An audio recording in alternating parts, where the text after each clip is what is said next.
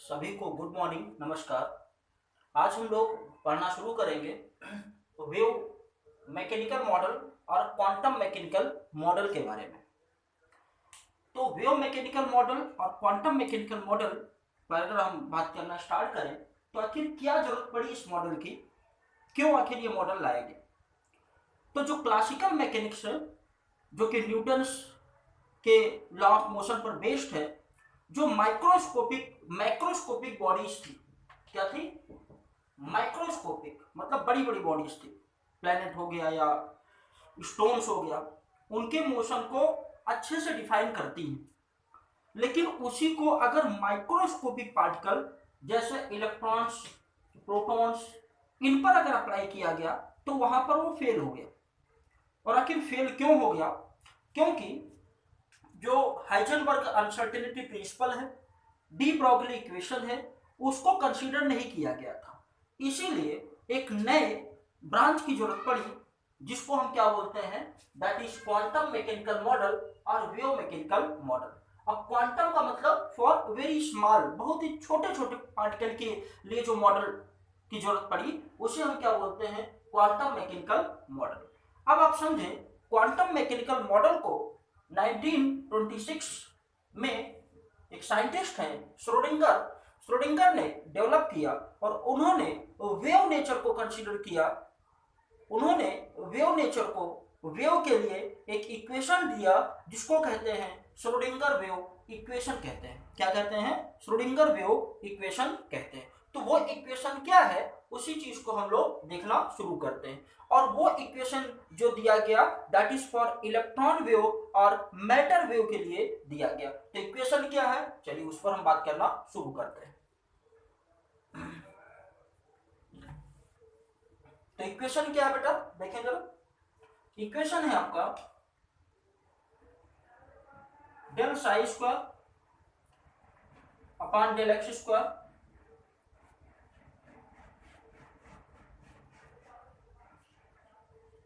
Del psi square upon del X square plus del psi square plus upon del Y square plus del psi square upon del Z square plus 8 pi square M E minus V upon H square, और ये क्या है, psi, that is known as Schrodinger wave equation.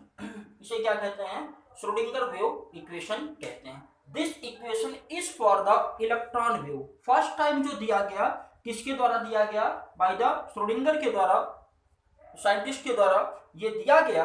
और ये जो electron wave है वो कैसे है जरा समझिए। ये आपके पास न्यूक्लियस है और इसके चारों तरफ क्या है, ये स्फेरिकल वेव है। क्या है? स्फेरिकल वेव है। इस स्फेरिकल वेव के लिए ये इक्वेशन दिया गया श्रोडिंगर के द्वारा। अब यहां पर समझें आप, ई जो दिया है, ई क्या चीज है? ई जो है टोटल एनर्जी, वी क्या है, दैट इज पोटेंशियल एनर्जी। फिर इसके बाद एच क्या है, दैट इज प्लांक्स कांस्टेंट। जो मेन हमें बात करनी है आपसे, वो हमें बात करनी है साई के बारे में। साई क्या है, दैट इज एम्पलीट्यूड ऑफ, क्या बेटा, एम्पलीट्यूड ऑफ इलेक्ट्रॉन वेव।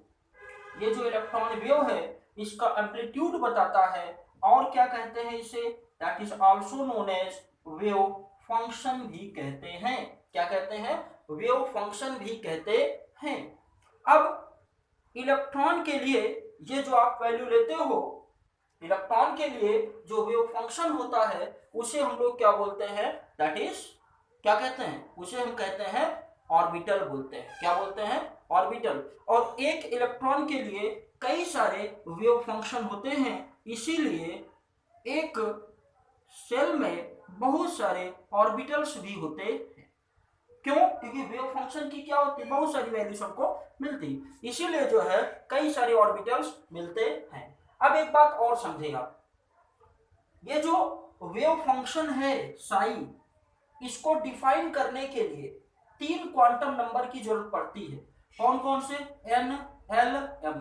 तो ये 3 क्वांटम नंबर जो है वो डिफाइन करती हैं किसको? साई को डिफाइन करती हैं। अब एक बात और समझे, जो साई होता है उसका फिजिकल सिग्निफिकेंस नहीं होता कोई भी, लेकिन जो साई स्क्वायर होता है, क्या होता है बेटा, जो साई स्क्वायर होता है that tells about probability of finding electron, जो कि इलेक्ट्रॉन के पाए जाने की प्रोबेबिलिटी को दर्शाता है।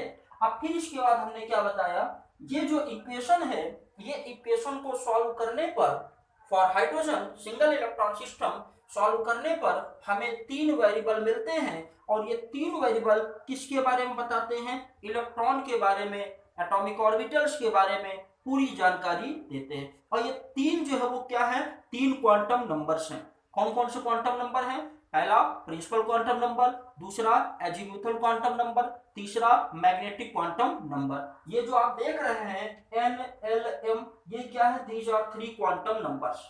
ये क्या है, 3 क्वांटम नंबर्स होती हैं, और यही क्वांटम नंबर क्या करेंगे, इसको डिफाइन करेंगे। इसके साथ साथ एक और क्वांटम नंबर की जरूरत पड़ती है जो कि इस फार्मूले से नहीं आया है, जिसको हम बोलते हैं स्पिन क्वांटम नंबर। तो इसके बाद जो हम लोग पढ़ना शुरू करेंगे that is the quantum numbers. क्या पढ़ेंगे, क्वांटम नंबर्स। ठीक है बेटा, तो क्वांटम नंबर्स कैसे आई हैं, इस इक्वेशन को सॉल्व करने पर, श्रोडिंगर वेव इक्वेशन को जब सॉल्व किया गया हमको 3 वेरिएबल मिलते हैं, और वो 3 variable as a 3 quantum number के फॉर्म में हमको दिखाई पड़ते हैं। ठीक है, तो इसके बाद हम लोग क्या पढ़ना शुरू करते हैं, दैट इज क्वांटम नंबर्स। ठीक है बेटा, चलिए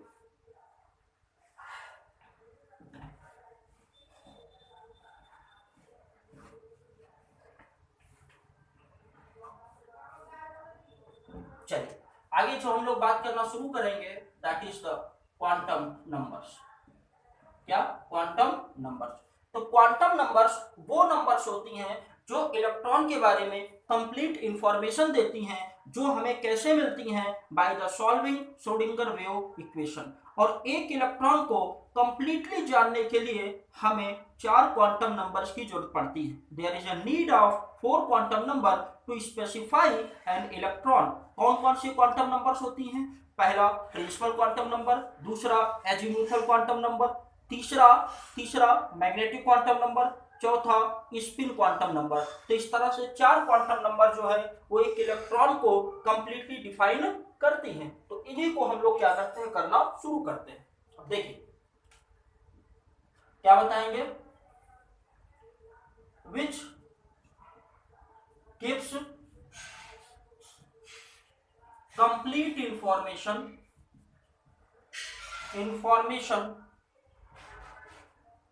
अबाउट इलेक्ट्रॉन्स। अब एक बात और समझिए, जनरली बुक्स में क्या दिया है बुक्स में कि अगर मान लीजिए किसी एड्रेस पर एक लेटर पहुंचाना है तो उसके लिए हमें क्या क्या चाहिए, पहले हमें उस कंट्री के बारे में पता होना चाहिए, फिर स्टेट के बारे में पता होना चाहिए, फिर डिस्ट्रिक्ट के बारे में पता होना चाहिए। तो इस तरह से जो है एक इलेक्ट्रॉन के बारे में जानने के लिए हमें पहले क्या चाहिए, पहले प्रिंसिपल क्वांटम नंबर, फिर एजीमुथल क्वांटम नंबर, फिर मैग्नेटिक क्वांटम नंबर। अल्टीमेटली कहां पहुंचेंगे हम, कहां, मैग्नेटिक क्वांटम नंबर के बाद हमें इलेक्ट्रॉन के बारे में जानकारी मिल जाएगी, वो इलेक्ट्रॉन कहां पर है। ठीक है, चलिए तो which gives complete information about the electrons. कितने होते हैं बेटा, दीज आर ऑफ 4 टाइप्स। कितने तरह की होती हैं, 4 तरह की होती है। कौन कौन सी होती बताया जरा, पहला होता है बेटा that is principal quantum number, दूसरा होता है that is azimuthal quantum number, तीसरा होता है that is magnetic quantum number, और चौथा जो होता है that is spin quantum number. चौथा क्या होता है, स्पिन क्वांटम नंबर। तो 1 बाय 1 हम इन पर डिस्कशन स्टार्ट करते हैं। ठीक है, 1 बाय 1 इन पर हम डिस्कशन स्टार्ट करते हैं। पहले हम क्या पढ़ेंगे, प्रिंसिपल क्वांटम नंबर, फिर एजीमुथल, फिर मैग्नेटिक एंड लास्ट में स्पिन क्वांटम नंबर। तो पढ़ना स्टार्ट करते हैं सबसे पहले कहां से, प्रिंसिपल क्वांटम नंबर से। ठीक है बेटा, चलिए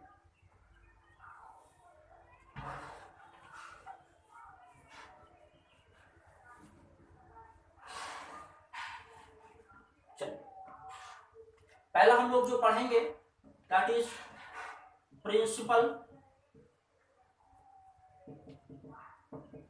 क्वांटम नंबर्स। क्या क्या जानकारी देती हैं, पहली चीज तो इसको हम क्या करते हैं, रिप्रेजेंट करते हैं, रिप्रेजेंटेड बाय स्मॉल एन।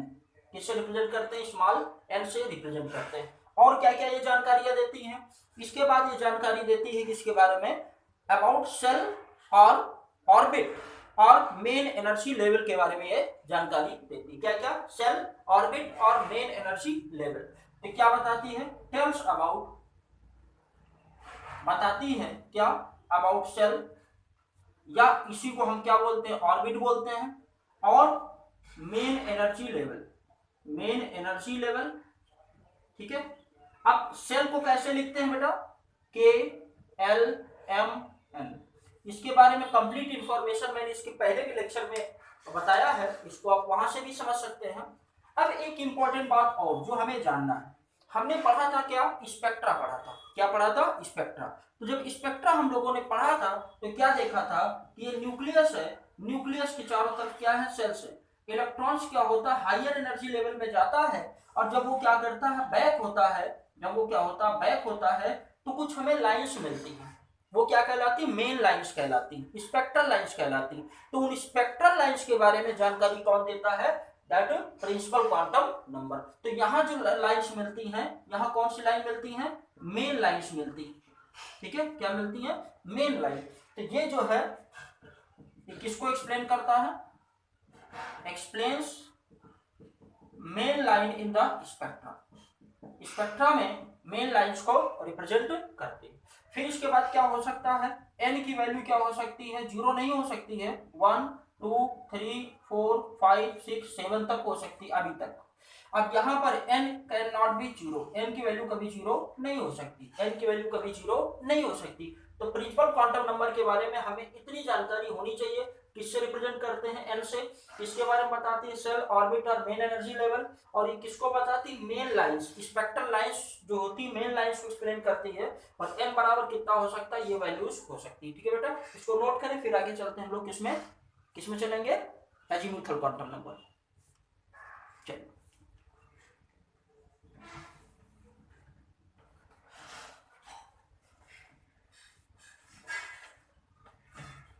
जो सेकंड हम लोग पढ़ेंगे वो क्या होगा, that is azimuthal quantum number. पहली चीज किससे रिप्रेजेंट करते हैं बताइए, रिप्रेजेंटेड बाय, किससे, किससे, एल से। किससे रिप्रेजेंट करते हैं, एल से करते हैं। अब इसके बाद समझिए ये क्या क्या जानकारी देती है, इट टेल्स अबाउट सबसेल। ये किसके बारे में जानकारी देती है, सबसेल के बारे में जानकारी देती है, और सबसेल के शेप के बारे में भी ये जानकारी देती है। अब एक बात और समझे बेटा, जो मेन लाइंस अभी हमने पढ़ा था, वो मेन लाइंस जो है बाद में पता चला कि वो बहुत छोटे छोटे फाइन लाइन से मिलकर बनी होती, फाइन लाइन से मिलकर बनी होती। तो उन फाइन लाइंस के बारे में कौन जानकारी देता है, अजीमुथल क्वांटम नंबर्स जानकारी देती है। तो हमने क्या बताया, बताएं, हमने बताया किसके बारे में बताती है, tells about subshell and its shape, और इसके शेप के बारे में जानकारी देती है। अब सबसेल आपको हमने सिखाया है इसके पहले, क्या, S P D and F, ये क्या होते हैं, सब सेल होते हैं। अब इसके शेप के बारे में थोड़ा सा हम जान लें। अगर हम शेप के बारे में जानना चाहेंगे तो ये क्या है, S, that is spherical in shape. कैसा बेटा, that is spherical in shape. ठीक है, और ये क्या होता है, नॉन डायरेक्शनल होता है। दूसरा हम क्या देखते हैं, पी वाला, तो ये क्या है, पी सबसेल, ये क्या है, दैट इज पी सबसेल। ठीक है, और पी कैसा है, दैट इज डंबल शेप। कैसा है, डंबल शेप, डमरू की तरह है। और फिर इसके बाद डी के बारे में अगर हम बात करें तो डी की कंडीशन कैसी हो जाएगी, ये डबल डंबल हो जाएगा।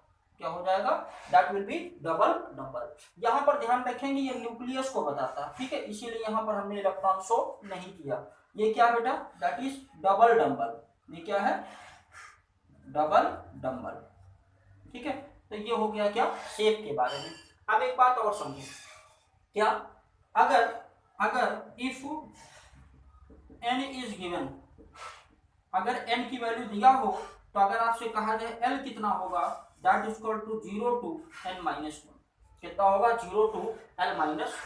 अब यहाँ पर समझे, अगर if n is equal to 4 हो जाए, अगर n बराबर 4 हो जाए तो हम लोग क्या लिखेंगे, l बराबर हो जाएगा 0 1 2 3। ये किसकी वैल्यू हो जाएगी, एल की वैल्यू हो जाएगी। इसके पहले हमने आपको ये भी सिखाया, क्या सिखाया कि अगर एल की वैल्यू 0 1 2 3 है तो क्या कौन सा सबसेल रिप्रेजेंट होगा, इसको देखते हैं।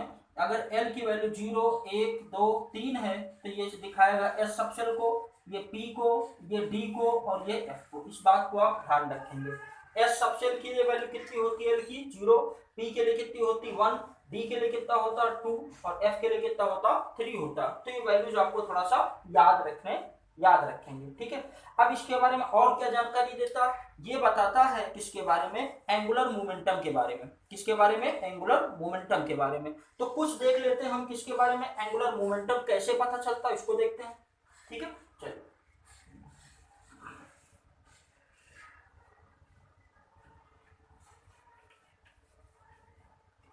चलिए बेटा समझिए।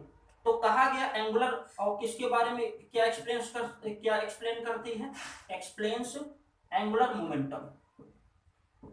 क्या, एंगुलर मोमेंटम, इसीलिए इसे एंगुलर क्वांटम नंबर भी कहते हैं। तो होता है क्या, अंडर रूट एल प्लस 1 और कितना होगा h/2 pi, that is the angular momentum. अब अगर मान लीजिए आपको कितना दिया 2p दिया, क्या दिया 2p, find out the angular momentum for 2p subshell. 2p के लिए हमें एंगुलर मोमेंटम फाइंड आउट करना। तो अभी आपको ये बताया हमने एल की वैल्यू 0 1 2 3 4, तो p के लिए कितना होगा, दैट विल बी 1 होगा। p के लिए कितना होगा 1 होगा। तो चलिए वैल्यू रखिए, तो कितना होगा अंडर रूट 1 प्लस 1 h अपान कितना हो जाएगा 2 पाई हो जाएगा। अब कितना हो जाएगा ये अंदर 2, ठीक है, h/2 पाई। इसको और कैसे लिखेंगे h/2 पाई। ये क्या हो जाएगा, that is the angular momentum for the 2p orbital. किसके लिए, 2p ऑर्बिटल के लिए। तो एंगुलर मोमेंटम के लिए आपको फार्मूला पता होना चाहिए। अब एक बात और समझिए, इस क्वांटम नंबर से हमें और क्या जानकारी मिलती है।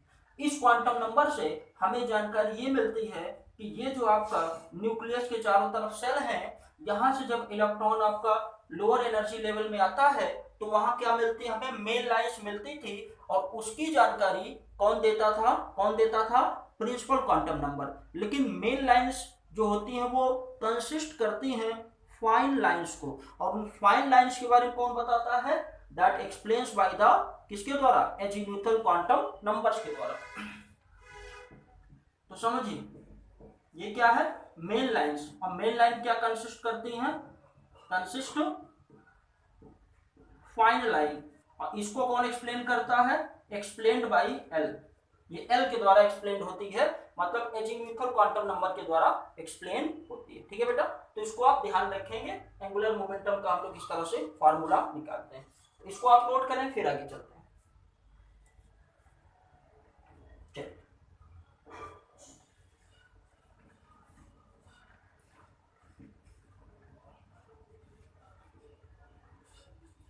अगला जो हम लोग पढ़ना शुरू करेंगे वो किसके बारे में, that is magnetic quantum number के बारे में। क्या होगी, मैग्नेटिक क्वांटम नंबर। अब अगर मैग्नेटिक क्वांटम नंबर के बारे में बात करें तो इसको रिप्रेजेंट करते हैं हम किससे, रिप्रेजेंटेड बाय किससे, एम से। किससे रिप्रेजेंट करते हैं, एम से करते हैं। फिर इसके बाद समझें किसके बारे में जानकारी देती है, टेल्स अबाउट, बताएं, ये बताती है ऑर्बिटल एंड इट्स ओरिएंटेशन।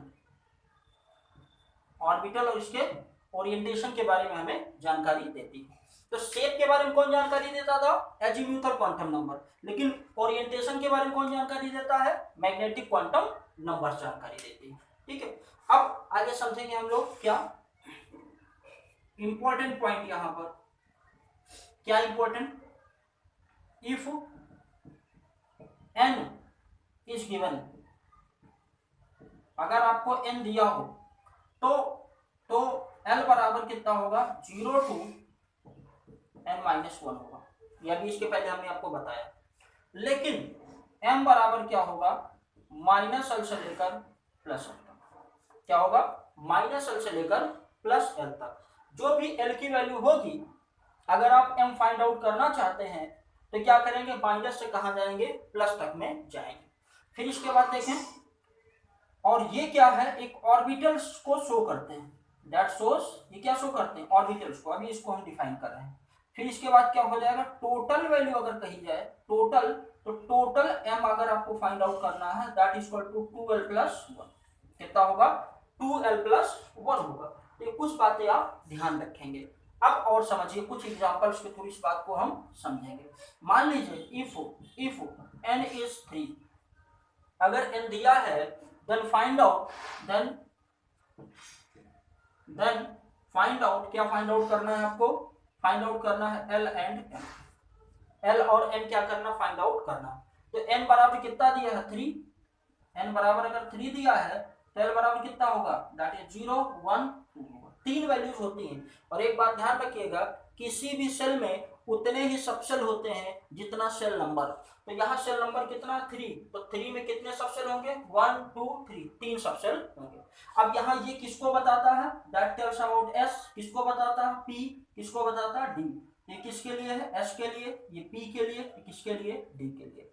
अब आपको क्या बताना है, इसको हम यहाँ लाइन खींच देते हैं। अब क्या बताना है आपको, M बताना, क्या बताना, M। तो कहा गया, अगर आपको L वैल्यू दिया है, M फाइंड आउट करना है, तो M बराबर -L से लेकर प्लस। तो अगर 0 दिया है तो कितना होगा, दैट बिकम 0, कितना होगा, 0 होगा। अब इसके बाद अगर L की वैल्यू कितना दिया, 1 दिया है, तो M बराबर कितना होगा, दैट इज -1 0, कितना होगा, +1। और ये क्या करते हैं, 3 ऑर्बिटल्स को शो करते हैं, दैट शोस 3 ऑर्बिटल्स। इसका मतलब P में कितने, 3 ऑर्बिटल्स होते हैं। फिर आगे देखिए, अगर 2 दिया है तो कितने होंगे, तो ये हो जाएगा आपका कितना, 5 ऑर्बिटल्स होंगे। कैसे होंगे जरा समझिए, ये होगा -2 -1 0 +1 और +2। तो ये जो वैल्यू आ गई है m की, ये m की वैल्यू कैसे आई है, -l से लेकर +l तक, -l से लेकर +l तक। तो इस तरह से हमको क्या है, ये वैल्यूज मिलती है। ठीक है बेटा, तो इसको आप ध्यान रखेंगे और इसको आप नोट कर लें, फिर आगे हम लोग चलते हैं। ठीक है, चलिए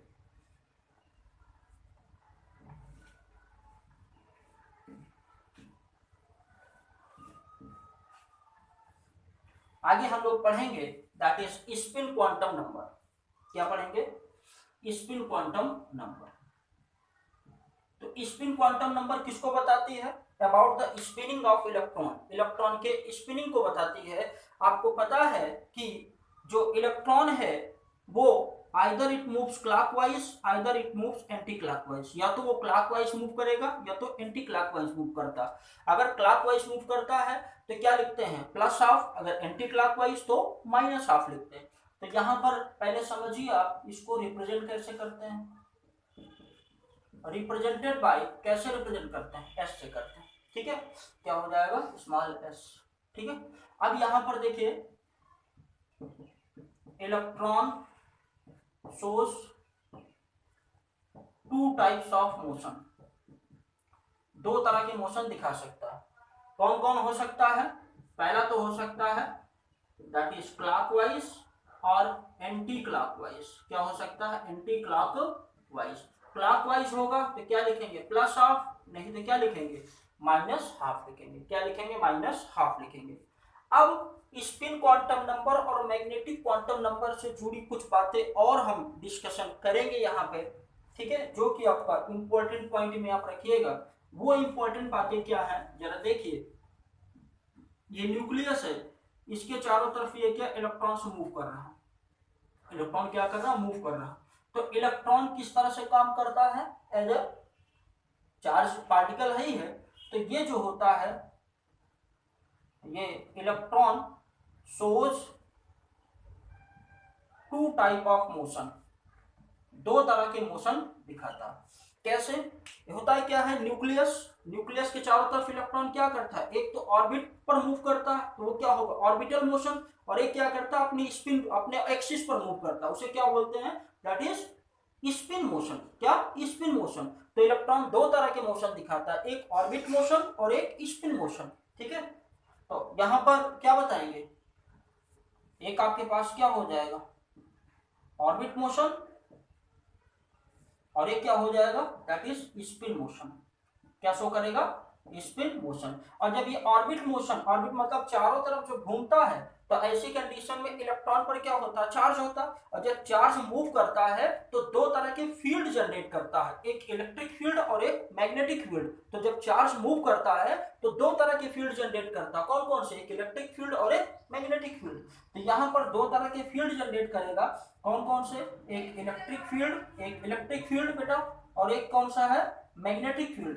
तो मैग्नेटिक फील्ड जब ये जनरेट करता है तो इसका खुद का मैग्नेटिक फील्ड होता है, और वो जो इसका खुद का मैग्नेटिक फील्ड होता है, और जब हम एक्सटर्नल मैग्नेटिक फील्ड अप्लाई करते हैं तो ये इलेक्ट्रॉन, सब शेल के इलेक्ट्रॉन अपने आप को एक पर्टिकुलर डायरेक्शन में ओरिएंट करते हैं, एक्स वाई जेड डायरेक्शन में। तो उसी ओरिएंटेशन को हम लोग पढ़ते हैं किसमें, मैग्नेटिक क्वांटम नंबर्स में पढ़ते हैं। किसमें पढ़ते हैं, मैग्नेटिक क्वांटम नंबर्स में पढ़ते हैं। तो क्या बताया, इलेक्ट्रॉन्स जो है जो मैग्नेटिक फील्ड जनरेट करते हैं अपना, अगर हम एक्सटर्नल मैग्नेटिक फील्ड अप्लाई करते हैं तो एक पर्टिकुलर डायरेक्शन में ओरिएंट होते हैं, तो उसी ओरिएंटेशन को हम लोग स्टडी करते हैं। आप समझिए, ये इलेक्ट्रॉन जो होता है दैट बिहेव्स एज माइक्रोमैग्नेट। कैसे, माइक्रोमैग्नेट मतलब छोटे मैग्नेट की तरह काम करता है। तो इसका कुछ ना कुछ क्या होगा, मैग्नेटिक मूवमेंट होगा, इसीलिए क्या करेगा, सोज क्या दिखाता, मैग्नेटिक मूवमेंट। अगर मैग्नेटिक मूवमेंट जीरो होता है तो इसका मतलब सब्सटेंस आपका डायामैग्नेटिक होगा, और अगर मैग्नेटिक मूवमेंट जीरो नहीं होता तो इसका मतलब सब्सटेंस आपका क्या होगा, पैरामैग्नेटिक होगा। अब एक बात समझिए, एक ऑर्बिटल में अपोजिट स्पिन के दो इलेक्ट्रॉन रह सकते हैं, एक ऑर्बिटल में अपोजिट स्पिन के दो इलेक्ट्रॉन रह सकते हैं, एक क्लॉकवाइज मूव करेगा, एक एंटी क्लॉकवाइज मूव करेगा। तो एक का मैग्नेटिक मूवमेंट दूसरे के मैग्नेटिक मूवमेंट को कैंसिल आउट कर देगा, ठीक है। तो इसका मतलब क्या है कि अगर दो इलेक्ट्रॉन है एक ऑर्बिटल में तो इसका मतलब वो सब्सटेंस बिहेव करेगा एज ए डायामैग्नेटिक की तरह। लेकिन अगर एक इलेक्ट्रॉन होगा तो एक इलेक्ट्रॉन दूसरा तो है नहीं,